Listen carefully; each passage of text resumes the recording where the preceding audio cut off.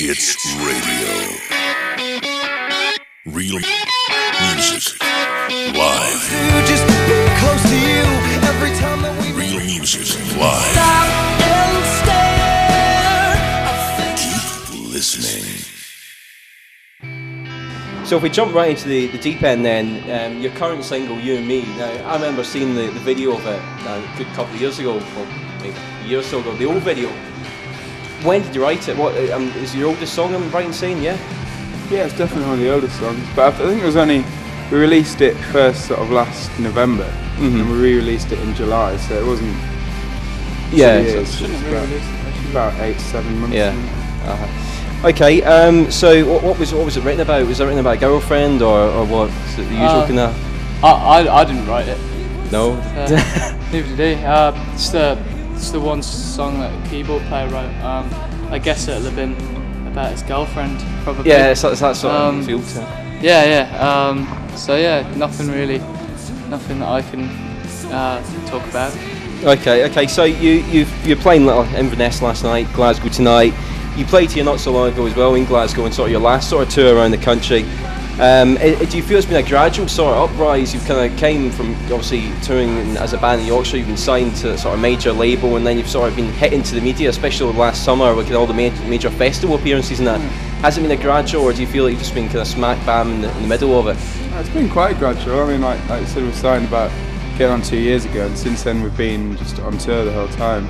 I remember coming to Glasgow a couple of times to support bands, then we played King Tut's, then we did Around More, then I think we did QMU, and now we're here, so we just sort of, I don't know, every time, as much as time goes, everything's just been building gradually for us. Okay. I think it's been like gradual across the UK, you know, like everywhere, but I think, you know, from the way like Mark described everything, it's been quicker in Scotland than anywhere else really. Yeah, because like Fat Sam's was like the biggest venue we played on the last tour, and it was like it sold out the first, and like we played like King Tut's, that was our first ever sold out venue. You know, so you know, like I think like the biggest buzz and sort of biggest uprise for us has been in Scotland in the shortest period of time. So yeah, you know, it's always great to come back to Scotland, but it was just strange last night in Inverness because, you know, for a Scottish crowd, I've never had to deal with such a shy bunch of people.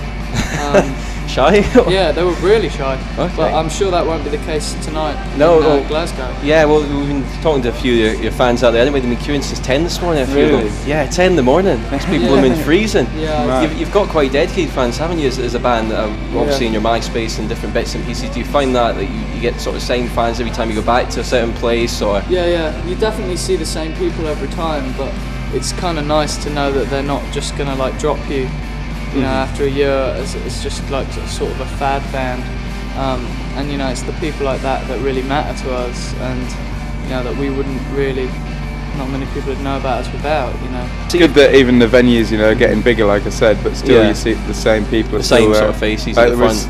A lot of them outside. I think I remember seeing them at King Tut's the first time we headlined a show here, and they're still supporting us now, which is really good. Yeah. So you obviously played. You're getting up bigger venues, as we said there. You've played some of the UK sort of biggest music festivals over the summer. Like Glastonbury, that must have been blooming great.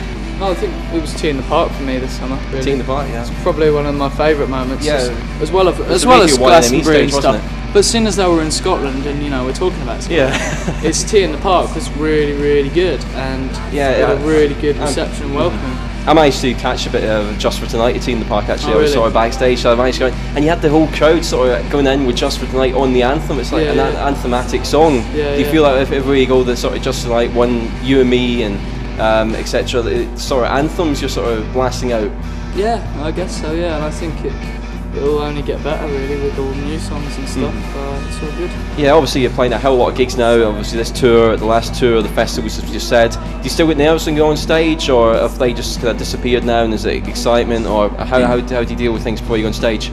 I think it's just it's more of excitement now, you know, like we're playing in front of thousands of people, and it's amazing, so we make the most of it. We're not going to let it knock us. We're just going to go out there and you know, wind up the crowd as much as we can.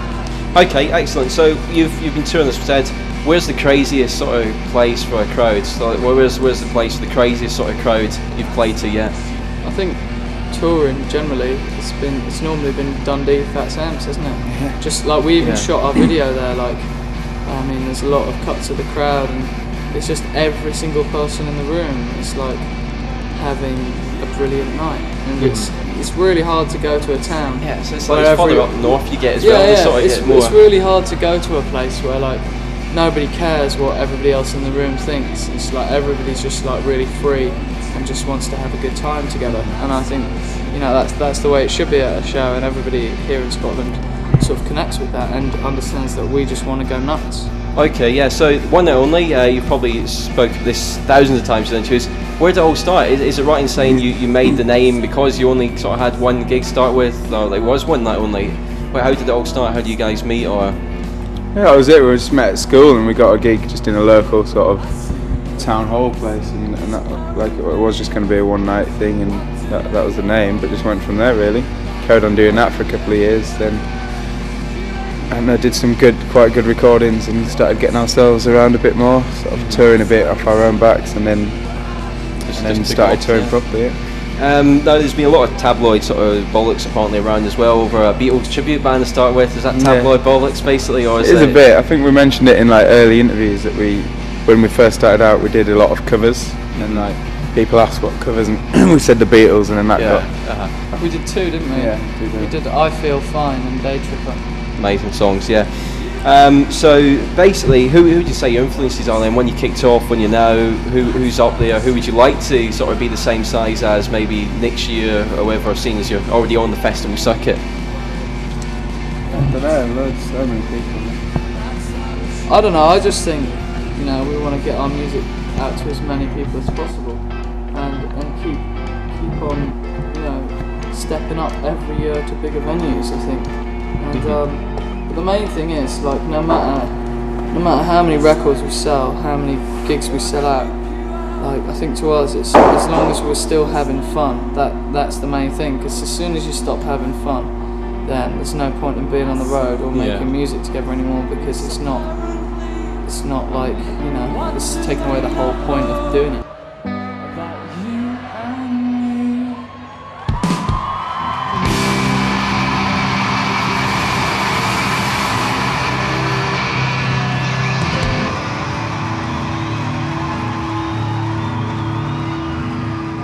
Real music live. This is Hitz Radio UK.